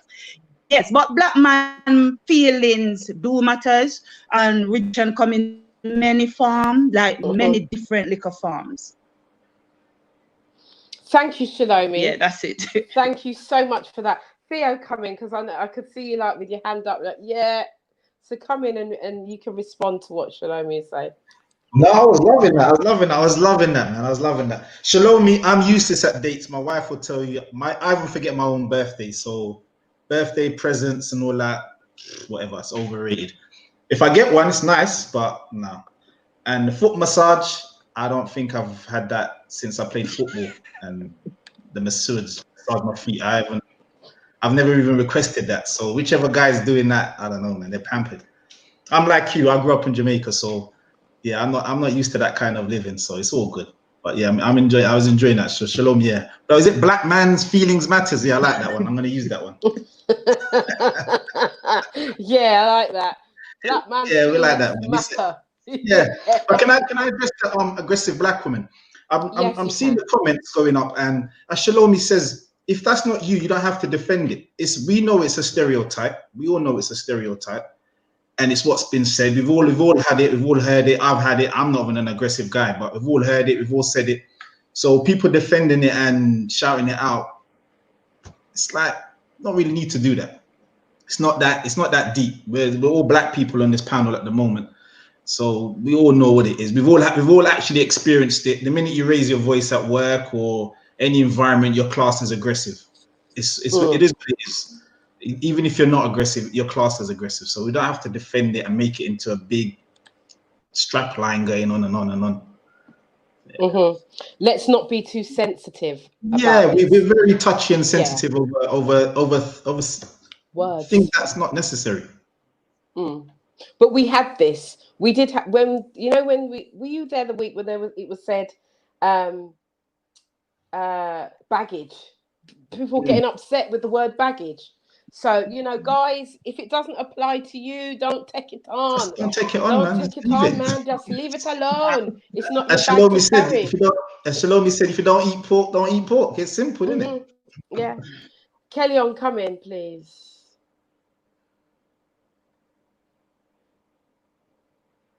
You're on silent, babe. Mute. I can't hear. Mute. I can't hear. You're on mute, babe. You're still on mute. Can you hear me now? Yes, I can hear you. Lovely. Yeah. Okay, you can hear me, yeah? Yeah. All right. About 4 weeks ago, I had a meeting with a charity, and this is what I was doing up in Tottenham, and it was kind of a heated type discussion that we're having. But this white man, he didn't agree with the way how the person was monitoring the meeting, and the brother spoke, and then the white guy went, I won't say the name, he went, you don't have to be so angry. And I was like, whoa, whoa, whoa, whoa, whoa, whoa, don't use that word. Don't, because he wasn't being angry, but don't use that word. And I had to, and this is in Tottenham, so I had to let him know that it's not a word that you really want to be using just so freely, especially if the police are around. And you just said he's been angry. All of a sudden, that's just alarm bells, right? So it's the use of language. So it's the use of language there. When it comes to our people, it's, oh, they're angry. Well, if you really want to have that discussion, we can have that discussion as well if you want to. I wasn't being angry, but we can maybe tell you why we're angry. If you want to have that discussion, of course, they wouldn't want to have it because they might have to start paying some money. Let me not go there, right? So what I'm saying here is that I totally agree with Theo. The stereotypes, we know the stereotypes. You know, I mean, this is about rejection. I mean, I think we need to come back home to what this whole the whole session is tonight. It's about rejection. It isn't about emotions, but we know that rejections would involve our emotions. But it would be really one of, obviously, you'd be upset with what's happened. You might be a bit angry because of maybe how you parted. But it should not be a thing of, oh, because she's a woman, now it means that she's going to be angry. No, she's just upset of the fact that this is what's happened with regards to rejection. You know, if we're going to stick close to the subject. And vice versa with the guy. Really angry. I might want to just tomp down something. Thank you, Kellyanne. Thank you, Kellyanne. The subject is rejection, and we know at the beginning of the evening I did say that this is a huge subject and it has so many different branches, so many different stems to it, that we will probably end up speaking about this next week in a different way, in a different dimension. I mean, I'm reading in things here. Depression can come with rejection, and that does. But this is not so much about discussing depression today. This is about identifying what or how we are dealing with rejection. And we know that depression is a part of it, but nobody in the group has mentioned that they suffered with depression, hence why we haven't gone down that road. So that's not an area that we will be discussing today, but it may be something that we discuss next week. I can see Tony's hands. I think there is some issues with sound. Guys, can you hear me? You can hear me. Just give me a thumbs up if you can hear me. Yeah, Lorraine, can you hear me? Lorraine she's struggling. It's in and out. Okay. And Karen, can you hear me? Fantastic. Wonderful, wonderful, wonderful, wonderful, wonderful. Okay. Right. So, we're going to go. Tony, did you want to say something? Yeah, I mean, you know, we've got a fair bit of time left. I mean, I do want, I can address that subject of depression. It's I think I'm going to stop you because it's too big a subject. Okay. I'm literally going to be all right, 2 minutes. because I don't want us to go in it and then we run out of time. I appreciate that. I appreciate that. You know, I've seen somebody comment about rejection being something you experience at a very young age. And yeah, that is, you know, when you ask mum for a PlayStation and she says no, that's rejection. And then you go and cry. And you tell your friends your mum won't give you a PlayStation. And then you want sweets and then your mum says no. That's rejection. And you cry because you see other people getting sweets and you can't have it. So we're kind of molded as we grow up from youth on how to deal with rejection. How do we deal with people saying no? Yeah. And I know black people are kind of, in a way, we're probably a little bit hardened to receiving that sentence, no. You know, us of an age, you know, we was commonly told, no, you can't go out. No, you can't do this. No, yeah. And you kind of go, you know what, all right, it never hurt me. It never killed me that I couldn't go out. Listen, I'll tell you the story. Yeah. When I hit 15, I went out one night because I kept hearing the no, sneak out the house to go to party because everybody's going party and I can't go. So I sneak out the house. When I come back in at about 6 o'clock in the morning, my mum was waiting for me. Yeah, I dealt with it. I have never had a problem with rejection, and so these things build up in you. And obviously, some people have coping mechanisms, and that's what life is about. Do you build up the emotional resilience to deal with situations, whether that be relationships, whether that be your job, or just generally life in itself? Because of course we're all sat in our house under lockdown, and you know what? Three months in, I'm beginning to get a little bit whoa, because this is a little bit too much isolation for me. Okay, luckily we're coming out of that now, but I swear to God, if that had gone on another month, and that's why we're seeing what people are doing. People are reacting differently. So for me, I can go out, meet a few people, and come home. For other people, they need to go to the beach, they need to go to the street party, so on and so forth. And that's emotional resilience that they're showing. Well, this is how I react to certain situations. And therefore, when it comes to rejection, it's a developed skill on how you deal and what your coping mechanism is all about. Thank you, Tony. I just want to come in there because I think what you said is key. I think, you know, a lot of us coming from different backgrounds, and I think a lot of us can relate to what you've said about our parents saying no. I think we all kind of, you know, have had that parent say no, and so we've had to build resilience. Jerry saying, Cherry Phillip is saying, it's not just about being told no, though. It's not having the explanation with the no. So I think in terms of the relationship, this is where, you know, individuals find it really difficult to kind of just work out, well, what actually happened here, especially if they thought that the relationship was working. You know, what's happened here, what went wrong, and then it makes closure difficult. Now, I believe you have to be a certain type of person, as Karen has highlighted earlier.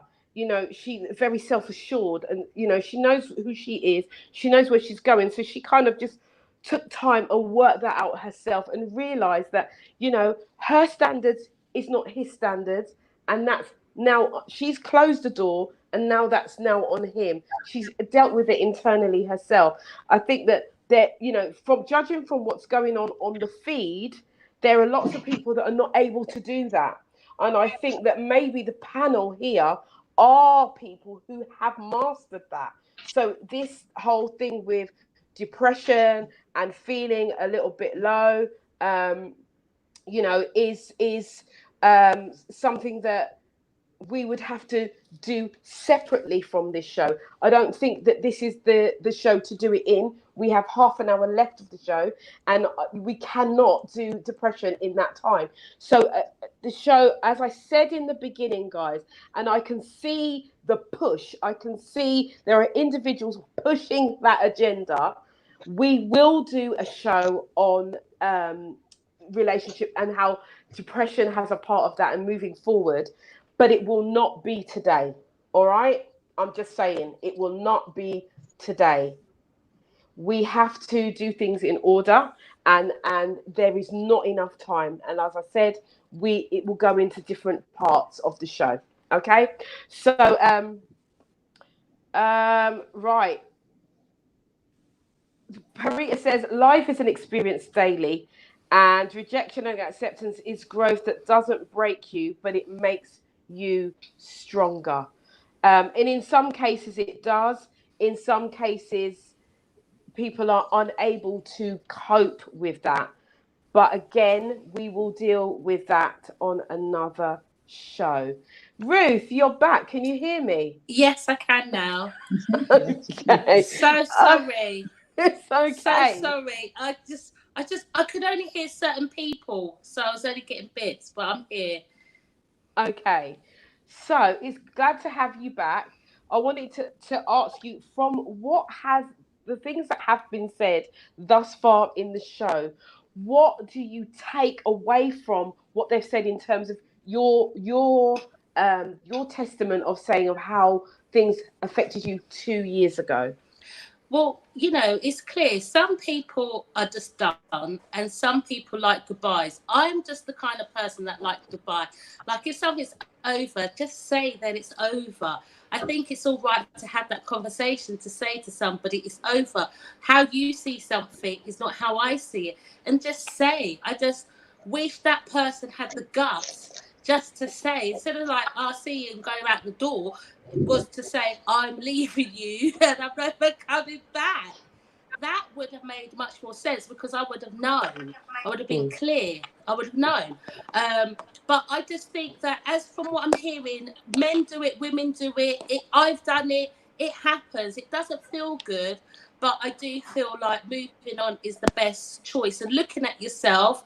And, I agreed with some of the points that Shalomi said, but some of them I didn't agree with. But for me, I'm not a bragadash kind of run down the road, chase your car kind of person. If you're leaving, goodbye. Next. Boom!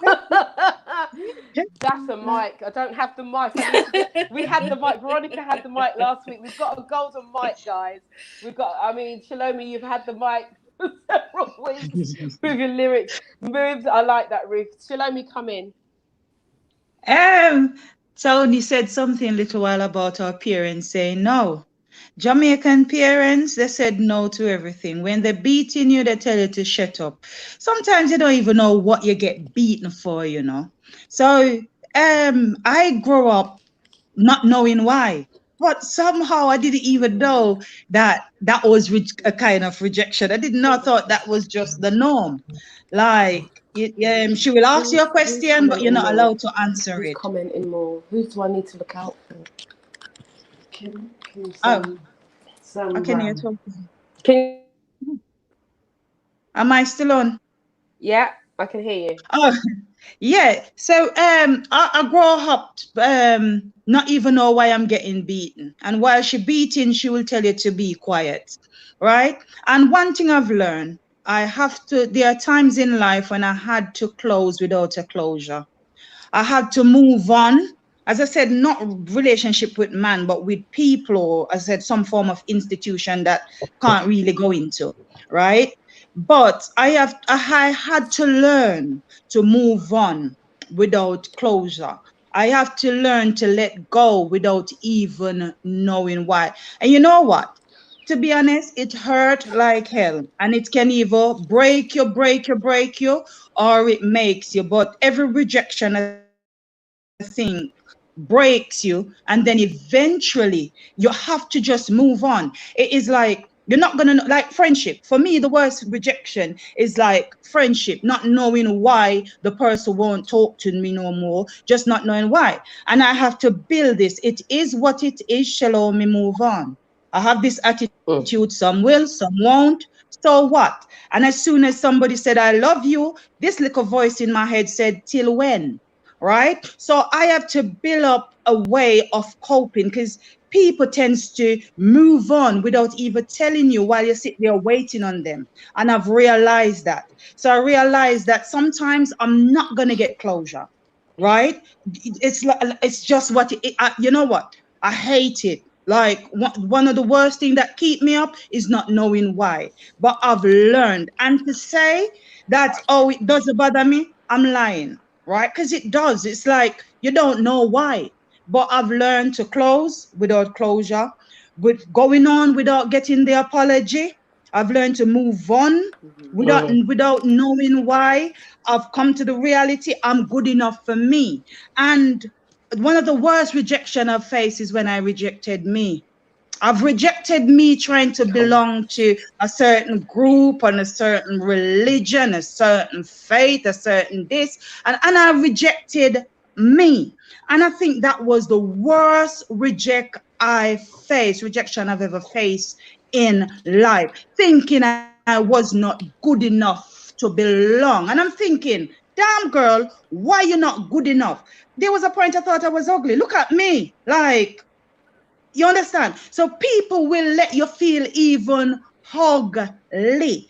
And if you give people, and that's why I said trust is power. When you give people certain advantage over you, you give them the power to break you, right? They can break you in ways because they have no use for you. And I've realized that. So for me, I'm number 1 to 15. That's where I put myself in life now, right? And I encourage myself. I give myself a word.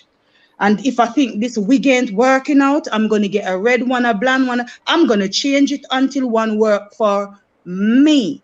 I look me in the mirror, you understand? And I accept me. I start accepting me. I start loving me. And that's where I find the most, when I started to try and love me, it was hard. Because I know how to love people, I know how to look after everybody, but I didn't know how to love me. I didn't know how to accept me. I didn't know how to appreciate me. I would buy things for people that I thought was too expensive for me, right? So as I said, greatest rejection I've faced is rejecting Shalomi. And when I look in the mirror, damn, I see a beautiful thing. So right now, people said I'm vain. The same people who rejected me now said I'm vain, right? So I realize when you start loving yourself, that's one of the things that I realize now. When you start loving yourself, people gonna say, oh, she going like she better than anybody. The last time somebody said, remember where you're coming from. I said, yes, I used to use newspaper to wipe my bum. I ain't gonna do that now. I have soft tissue, right? So people expecting you to stay at a level, and I realize that. And one thing I've learned again, you see, when people feed in you, it's all right. This is wilderness mentality. But when you step out into the promised land and there's more and plenty, you're not waiting for manna, that's another problem. So for me, rejection came through different forms. But one of the greatest rejection I've faced is rejecting this black, beautiful 5'10" piece of right? So now I've learned to love me, and people hated me. So yeah. Listen, Shalomi, you're dropping the bombs tonight. Listen, me, I tell you, the one thing that I can say, if nothing else, to be learned from tonight's session is to learn to love yourself. Because when you learn to love yourself, it builds up your resilience. It gives you a different kind of look, a different feel about yourself. Self-worth is everything. And if you don't value yourself, this is one of the reasons why rejection kills people. I'm just going to say it again, because rejection kills people. There are many people who have taken their own life because they've been rejected. And it's because they do not have a sense of self-worth. Yeah, self-love is key. It is everything. And I hope that everybody listening in tonight will take that nugget home with them tonight and really start to work on themselves. Shalomi, you touched on another thing. You said when you look in the mirror, there is a thing that we do in the courses that I do mirror work. And that is looking at yourself and speaking to yourself in the mirror. Do you know how many people struggle with that one thing? To look themselves in the mirror and speak to themselves and say, I love you. I love you. Just those 3 simple words. I love you. And they cannot say it to themselves, but they can say it to everybody outside of themselves. Yeah? So for me, if you cannot love the one that you see every day, every single day, then you can't love anybody else outside of you until you learn how to look at yourself and love and accept yourself for who you really are. Lorraine, come in. Lorraine? Oh, hello? Hello. Hello, can you Yeah. hear me? I can. I was just going to say that, yeah, you're right about that. Shaloni's right, because when the guy rejected me during the lockdown, the COVID lockdown, and I remember I said I didn't notice. I think that is why. It's because I've come to a spiritual level of loving myself. So to me, him, well, I didn't notice he rejected me, but once it was pointed out to me, I actually just saw it as his loss. It wasn't any loss for me, because he's losing out not knowing me. That's how I saw it. So therefore, it didn't take me into that negative, horrible place where I was rejected in the past. So loving yourself is definitely important. Self-love. I was just agreeing, really. Thank you, Lorraine. That you know, it's something I think out of the conversation that we've had today is very, very paramount from every single person that has touched and said something. That self-love is key. I know that on YouTube we've got lots of people who are, you know, really wanting to go take the conversation down another route. But I'm glad that you've mentioned it, and we will do that. We will look at that conversation, as I said earlier. Carol says, always love yourself. That gives you strength to move forward. It's not always easy at first, but you have to rise up. Absolutely, absolutely. And I think that this is really and truly, I'm hearing from all of the panel members, this is something that they've all learned to do, is to reevaluate who they are. I think when you spend so much time pining and asking the question, why, well, the question that I asked, well, why not? Why not? You know, why not you? It's going to be something. And as if I speak for myself, and you know, and I talk about relationships that I've been in, I have rejected many, many, and have been rejected also. It just comes part and parcel with life. And as Tony, I believe Tony said, when you're younger, you get, you know, you have to learn to deal with those things.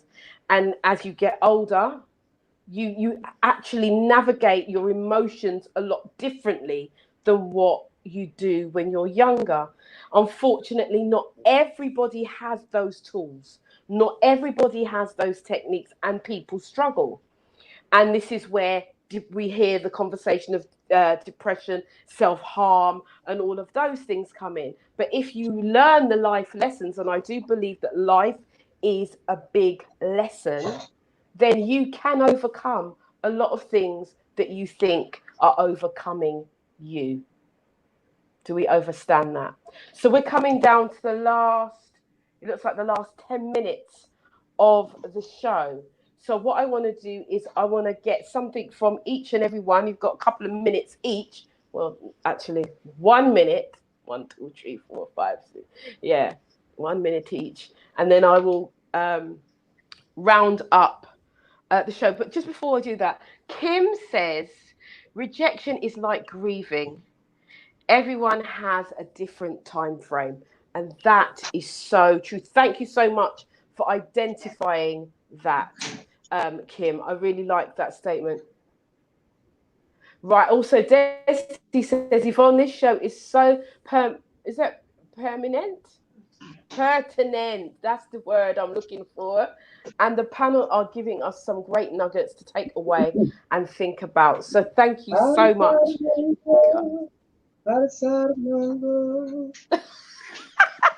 Kelly, are you singing the old hymns now?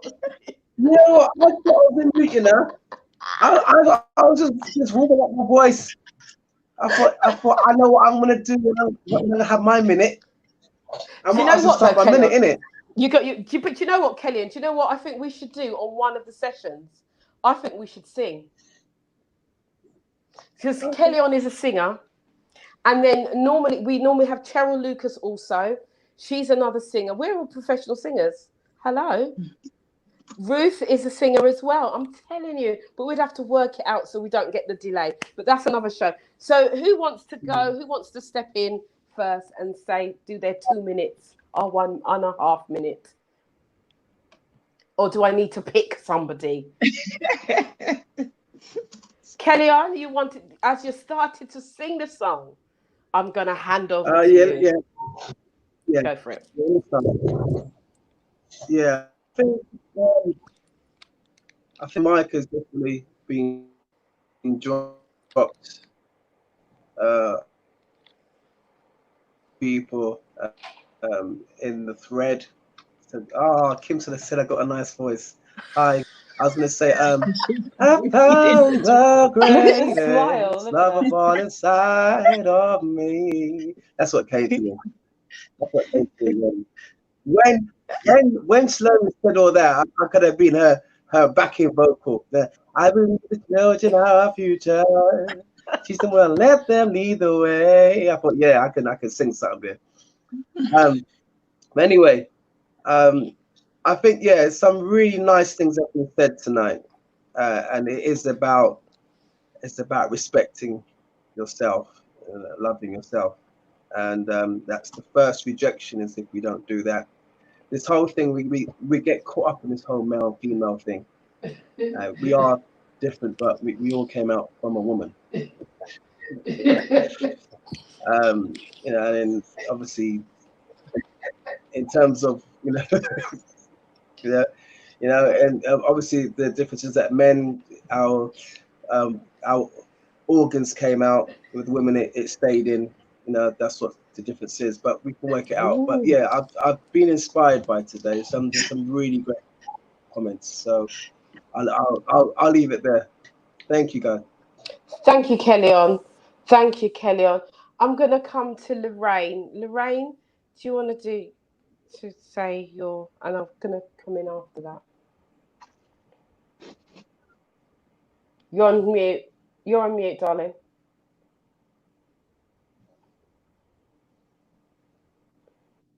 Can we unmute Lorraine? You're muted, Lorraine. She can't unmute herself.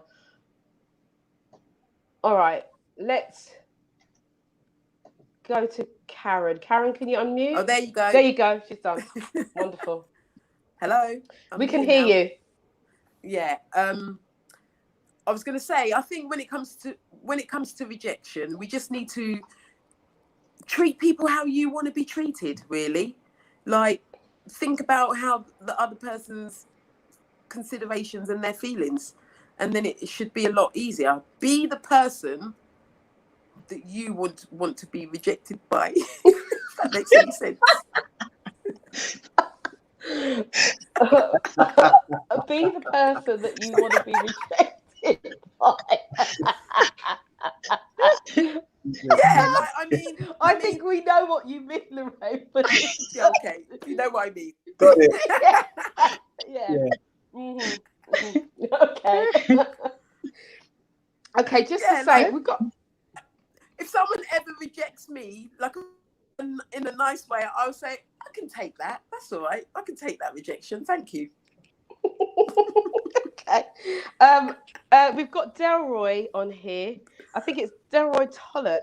He says, after you give your all, you just realize how much of yourself is missing. That's quite a deep statement to make. Yeah. Yeah, but thank you for that.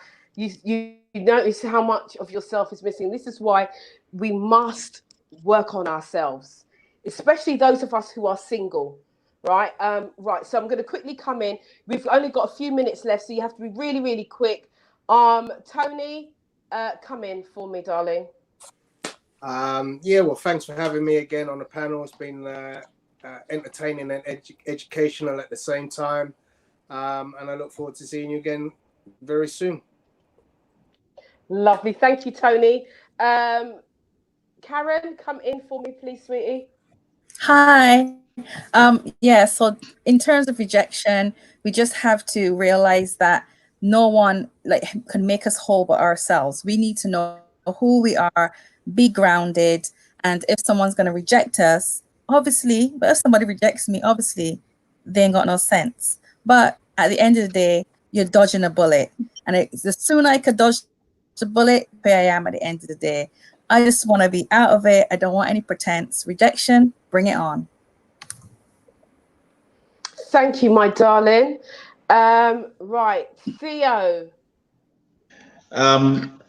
Just want to say, before we go into a relationship, just go with clear boundaries and expectations and ideas of what you want. So it should lead to less rejection then, because you've made out from the start what you want to go for, instead of just going in there blind and not too sure as to what happens, and then later on down the line you realize the person wasn't the one, or the relationship was two different relationships because they both were from two different standpoints. So just go in and just talk from the start and get everything out in the open from the get-go before you do anything. Have a good night, everybody. Hope to see you next week as well. God bless. Thank you, Theo. We've got Ruth and then Shalomi. Hey, good evening. Great conversation tonight. I was happy to share my experience. I took a lot from what was said. For me, it's about, work on yourself, take care of yourself, work on your personal development, your mindset, your strength, your inner strength, your soul strength. Take all the good, positive learnings that you have and move on fresh and clear for the next relationship. That's what I've done, and that is what I'm embarking on, a healthy relationship. So see you soon. Thank you so much, Ruth. Shalomi, you got like a second, quick. What I would say, do not place your happiness in somebody else's pocket. They might just walk off with it. Bill you. Sometimes it's not about going into another relationship with someone. Sometimes it's building a relationship with yourself, learning to love yourself, appreciate yourself, work on yourself. Don't complain that you're too fat and you just sit down and eat. Work on that part. Don't complain about something that you have the control over. And lots of times we put our happiness and what we want in other people's pocket. We don't take responsibility for us. So I would say work on you. Relationship is not always the answer. Sometimes the greatest relationship is getting to know you, spending time with you, taking you out on a date, taking you out on a holiday, taking you out shopping, looking after you. And then you can take people on into your life. So I would say, work on you. Yeah. And lovely session. And thanks for having me. Thank you, guys. Guys, you've been amazing this evening. Absolutely on the ball, on point. And really, there isn't much for me to finish the show with. The only thing I can say is, just to reiterate what everybody has really said this evening. And one of the things is having a relationship with yourself. Yourself is your best friend. There is no one like yourself. Loving the self is so powerful and it is key. And so take some time, especially those who are single and who are looking to be in a relationship with somebody else. Learn to be in a relationship with yourself. Love Yvonne, yourself. can I just quickly say something? Hold on, Yeah. let me just Okay. shut up. Yeah. Okay. Just one little thing. Go. Yeah. Yeah. Go for it. And ladies, sometimes you don't really need a man. You will realize that a dildo can just do the job. And you understand, work with a dildo before you. All right. Well, Shalomi, you took the words right out of my mouth, But we, guys, just know this. Say the benediction now. Say the benediction, yeah. No, the benediction. Say the benediction. Do you know what? There is always, this is why it's so key to stay to the end of the show, because there's always something that happens. Listen, we will be having a show on sex toys. We will be. So in the future, yes, Tony's, yeah, we will be. This is After Dark. We can talk about anything. Yeah, there's a bag of tricks that will come out because we're not holding anything back. We want to be in relationships. We want to be in good relationships. We want to be in healthy relationships. So this is why we do this show, so each and every one of us can grow. Thank you for the interruptions, Shalomi. We have come to the end of After Dark for this session. Episode 15 has been off the chain. We will be back here next week at 10 p.m. right here, MediaNet Live TV, along with Yvonne Michelle TV. We are doing it different. We're doing it like this. We want to say thank you. God bless you. Stay safe. Be good. If you cannot be good, be careful. Ciao. Good night. Good night. Good night, everyone. Good night. Good night. You ready? You got me running. You got me running. Got me running. Shake it, shake it, shake it.